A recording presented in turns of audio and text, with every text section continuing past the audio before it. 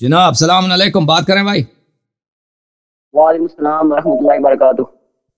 جی سر، حکم کریں۔ عیسیٰ غزالی بات کر رہا ہوں راول پنڈی سے۔ راول پنڈی والے، کیا حکم ہے بھائی؟ جناب یہ جو حدیث غدیر ہے، اس حوالے سے جو سنی علماء ہیں چند اعتراضات اور چند جو شبہات جو وہ کرتے ہیں، اور کیا نام ہے وہ جو شیعہ کتابوں سے چند حوالات پیش کرتے ہیں، وہ چند باتیں مجھے آپ سے ذکر کرنی تھی، وہ واقعی کنفرم کرنی تھی چند باتیں آپ سے۔ جی بات کریں۔ جی پہلی بات یہ تھی کہ یہ شیعہ کتابوں سے حوالہ دیا جاتا ہے بحار الانوار اور مناقب آل ابی طالب سے، کہ جب وسلم نے یہ خطبہ دیا تھا، حدیث غدیر بیان کی تھی، تو اس وقت وسلم کے سامنے جو صحابہ موجود تھے وہ 300 سے لے کر 15,000 تک تھے۔ کیا یہ واقعی بات صحیح ہے یا 1,00,000 صحابہ تھے یا یہ 10,000 15,000 صحابہ تھے؟ یعنی بہت صحابت ہے، بہت زیادہ صحابت۔ یہ بیان کیا گیا بحار الانوار اور مناقب آل ابی طالب سے کہ جو صحابہ کی تعداد تھی وہ 1300 سے لے کر 15,000 تک تھی، یہ روایت صحیح ہے؟ یعنی ہزاروں کے تعداد بیان کیا۔ حج کے موقع پر تو بہت سارے لوگ تھے نا، عرفہ وغیرہ میں حج کے موقع پر بہت سارے لوگ تھے، لیکن غدیر خم میں بھی جتنے لوگ مدینہ سے آئے تھے، اور مدینہ جو تھا کیپٹل تھا، سارا پاور کا جو ہاؤس تھا، پاور کا مرکز جو تھا سیاست کا اور لیڈرشپ جو تھا مدینہ، وہ سب لوگ تو تھے۔ اس کے علاوہ اللہ آپ کا بلا کرے یمن کے اور بہت سارے دوسرے علاقوں کے لوگ بھی رسول پاک صلی اللہ علیہ وسلم کے ساتھ تھے، تو ان کی تعداد بلا شک بلا رہا ہے ہزاروں کی تعداد میں ہے۔ اب وہ کتنے ہزار تھے اللہ ہی جانتا ہے، اب روایات میں مختلف ارقام مذکور ہیں، ابھی میرے ذہن میں نہیں ہے کہ میں آپ کو ایک خاص رقم دے دوں، لیکن لوگ بہت تھے وہاں پر۔ جی، اور یہ جو روایت ہے من کنت مولا فاز علی مولا، اس کا شان ورود یہ بیان کیا گیا ہے کہ کچھ لوگوں نے مولا علیہ السلام کی شکایت کی وسلم سے، انہوں نے یہ خطبہ دیا، کیا اس کا یہی شان ورود ہے اس روایت کا؟ یہ کوئی روایت ہے ہی نہیں، یہ کوئی حدیث ہے ہی نہیں، نہیں ایسے یہ کشف الغمہ میں بیان کیا گیا، بحار الانوار میں بیان کیا گیا اس طریقے سے۔ یہ میں عرض کر رہا ہوں، یہ نہ شیعہ کے پاس ایسی کوئی حدیث ہے، نہ جماعت مخالفین کے پاس ایسی کوئی حدیث ہے، کچھ بھی حدیث نہیں اس طرح کا۔ نہیں اسے بخاری میں، مسند احمد میں اور مسند میں بھی موجود ہے، کسی میں بھی نہیں ہے، کسی میں بھی نہیں ہے، ایک حدیث بھی نہیں ہے، ٹھیک ہے نا۔ جو حدیث ہے وہ غدیر کا نہیں ہے، وہ سنہ 8 ہجری کا ہے، وہ مسجد نبی صلی اللہ علیہ وسلم کا ہے، وہ کسی خطبے کا نہیں ہے، وہ کس بات کی ہے؟ وہ اس بات کی ہے کہ رسول پاک صلی اللہ علیہ وآلہ وسلم نے یمن بھیجا تھا، امیر المؤمنین علیہ السلام کو ایک لشکر پر، خالد ابن ولید کو دوسرے لشکر پر، اور یہ گئے تھے یمن۔ وہاں سے کچھ صحابہ نے شکایت کیا تھا، اور جو ہی انہوں نے وہاں واپس آ کر مدینے میں، یہ سنہ 8 ہجری کی بات ہے، تو اس وقت رسول پاک صلی اللہ علیہ وسلم نے ان سے کہا تھا کہ انہوں نے جب جو ہی شکایت کیا تھا تو رسول پاک صلی اللہ علیہ وسلم غضبناک ہو گئے تھے، تو اسی وقت فی المجلس ان کو کہا تھا کہ علی ولیکم بعدی، کہ علی علیہ السلام آپ کے ولی ہیں، یا علی من کنت مولا فعلی علیہ السلام مولا، یہ بھی جملہ ہے اس میں۔ تو یہ جو شکایت والی بات ہے کس سنے کی بات ہے؟ سنہ 8 ہجری کی بات ہے۔ کہاں کی بات ہے؟ مدینے کی بات ہے، مسجد کی بات ہے، ٹھیک ہے نا۔ اور وہ خطبہ بھی نہیں تھا اس میں، خطبہ بھی نہیں تھا اس میں مکالمہ ہے رسول پاک صلی اللہ علیہ وسلم اور جن لوگوں نے شکایت کی تھی، ٹھیک ہے۔ اور وہ بھی امیر المؤمنین علیہ السلام کی امامت کی دلیل ہے، کیونکہ فرماتے ہیں علی ولیکم بعدی، امیر المؤمنین علیہ السلام آپ کے ولی ہیں میرے بعد۔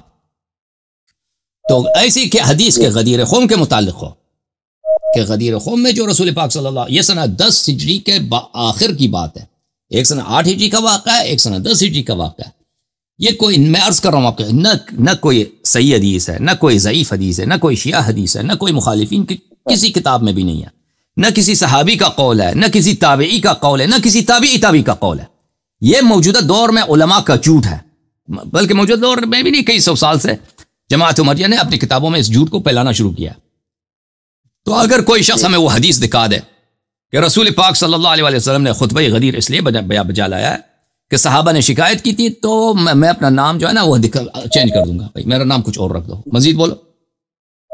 یہ جو آیت ہے الیوم اکملت دینکم، یہ آیت 18 ذوالحجہ کو نازل ہوئی تھی یا 9 ذوالحجہ کو نازل ہوئی تھی؟ یہ 18 ذوالحجہ کو نازل ہوئی ہے۔ یہ جو روایت ہے کیا نام ہے، روایت اصول کافی میں کہ یہ 9 ذوالحجہ کو نازل ہوئی عرفہ کے دن، اس روایت کی کیا اہمیت ہے؟ دیکھیں اس روایت کے متعلق آپ کی خدمت میں عرض کریں کہ ایک شاذ روایت ہے، پہلی بات ہے۔ دوسری بات یہ ہے کہ میں آپ کی خدمت میں عرض کرتا ہوں، ہمارے اکثر روایات میں یہی ہے کہ وہ ان کی اس کا نزول جو ہے کس وقت کو ہے، وہ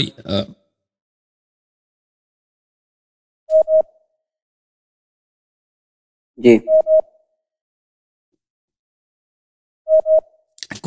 وہ کس تاریخ کو ہے؟ اکثر روایات میں ہے کہ وہ 18 ذی الحجہ کو. یہ جو کافی والی حدیث ہے اس میں امام علیہ الصلوۃ والسلام نے واقعے کو بڑا مختصر بنایا, بڑا مختصر ذکر کیا ہے کہ اللہ تعالیٰ نے عرفہ میں ولایت کا حکم دیا ہے, پھر اللہ کی جانب سے الیوم اکملت لکم دینکم آیا ہے, الیوم اکملت لکم دینکم کا حکم آیا ہے.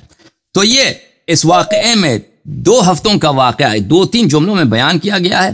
تو اس لیے ظاہر یہ ہوتا ہے, اگر انسان سوچے نا تو ظاہر یہ ہوتا ہے کہ یہ الیوم اکملت لکم دینکم 18 ذی الحجہ کو نازل ہوئی ہے, 9 ذی الحجہ کو نازل ہوئی ہے.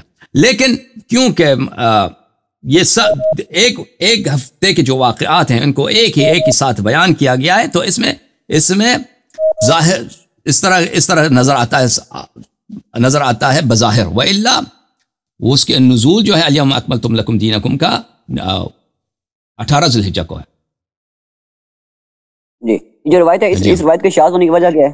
شاذ ہونے کی وجہ یعنی اس کی شاذ ہونے یعنی اس کا ظاہر شاذ ہے. ثم نزلت الولایہ, ولایت جو نازل ہوئی ہے وَإِنَّمَا آتَاهُ ذَلِكَ فِي يَوْمِ الْجُمْعَةِ بِعَرَفَةٍ, ولایت نازل ہوئی اللہ کی جانب سے, حکم نازل ہوا ہے کہ تم امیر المؤمنین علیہ السلام کی امامت کا اعلان کرو. یہ جو بات ہے نا یہ مختلف احادیث میں موجود ہے کہ جب تک کہ رسول پاک صلی اللہ علیہ وسلم غدیر خم سے پہلے جبرائیل آئے, انہوں نے حکم دیا کہ تم اس کا ذکر کرو, اعلان ولایت کرو. رسول پاک صلی اللہ علیہ وآلہ وسلم کہتے تھے کہ لوگ نہیں مانیں گے, لوگ میری تکذیب کریں گے, لوگ مذاق اڑائیں گے, لوگ اس بات کی کبھی برداشت نہیں کریں گے کہ میرے بعد جو امام ہو ان کا امیر المؤمنین علیہ الصلوۃ والسلام ان کا امام ہو. ٹھیک ہے نا. تو انزل اللہ عز وجل اليوم اکملت لکم دینکم واتممت علیکم نعمتی, یہ وکان کمال الدین بولایت علی بن ابی طالب علیہ الصلوۃ والسلام. یہ جو فقرہ ہے نا یہ عرفہ کا نہیں ہے, یہ ایک جملہ معترضہ ہے, بیچ میں آیا ہے, یہ 18 ذی الحجہ کا ہے. اصل جو حکم ہے جو یہ ظرف ہے جو زمان ہے نزلت الولایہ وانما آتاہ ذلک فی یوم الجمعہ بعرفہ, کہ اصل نزول ولایت کہ تم امیر المؤمنین علیہ الصلوۃ والسلام کی امامت کا اعلان کرو, یہ بار بار جبرائیل آئے اور اس کی مسجد خیف میں, عرفہ میں, مکہ میں بار بار جبرائیل آئے کہ تم اعلان کرو. رسول پاک صلی اللہ علیہ وآلہ وسلم کو ڈر تھا اور ان کو اختیار تھا, یعنی حتمی نہیں تھا, فوری نہیں تھا کہ تم اعلان کرو, ابھی اعلان کرو, لیکن اللہ کی جانب سے تھا کہ تم اعلان کرو. تو رسول پاک صلی اللہ علیہ وسلم موقع کی تلاش میں تھے کہ اعلان کریں. ان کے دل میں یہی تھا کہ لوگ انکار کریں گے. ٹھیک ہے نا. انزل اللہ عز وجل اليوم اکملت لکم دینکم واتممت علیکم نعمتی وکان کمال الدین بولایت علی بن ابی طالب علیہ الصلوۃ والسلام. یہ جو فقرہ ہے یہ جملہ معترضہ ہے, جملہ معترضہ ہے. اس میں یہ اس فقہ جملے میں یہ نہیں ہے کہ آئے کمال الدین اسی وقت نازل ہوا, عرفہ میں نازل ہوا ہے. یہ اشارہ ہے بعد کے لیے. یہ جملہ معترضہ یعنی ایک کلام جو عرفے کی بات ہو رہی ہے اس کے بیچ میں کمال الدین کا ذکر ہوا ہے کہ کمال الدین امیر المؤمنین علیہ الصلوۃ والسلام کی ولایت سے ہے. اوکے, اس میں تصریح نہیں ہے کہ اس کا نزول عرفہ میں ہے. جی اور سنیہ کی کتابوں میں ایسی روایات موجود ہے, سنیہ کی کتابوں میں ایسی روایات موجود ہیں کہ جو آیت ہے 18 ذی الحجہ کو نازل ہوئی. جی میں نے آج کی تقریر میں دکھایا تھا نا, شروع میں نے دکھایا تھا کہ وہ ان کی کتابوں میں موجود ہے, صحیح سند کے ساتھ موجود ہے. کتاب یہ دوسری آیت ہے جی تفسیر کتاب الیوم اکملت لکم دینکم موجود ہے, وہ کئی اسانید کے ساتھ موجود ہے. کتاب تاریخ ابن عساکر میں موجود ہے. کتاب البدایہ والنہایہ میں موجود ہے. اللہ آپ کا بھلا کرے. کتاب مناقب مغازلی میں موجود ہے. مناقب اختر خوارزم میں موجود ہے. اس کے علاوہ اللہ آپ کا بھلا کرے مناقب اس میں بھی موجود ہے. کتاب کون سی کتاب ہے وہ شواہد التنزیل, اس میں بھی موجود ہے. اوکے, اب دوسروں کو باری دے دو بھائی. Thank you sir.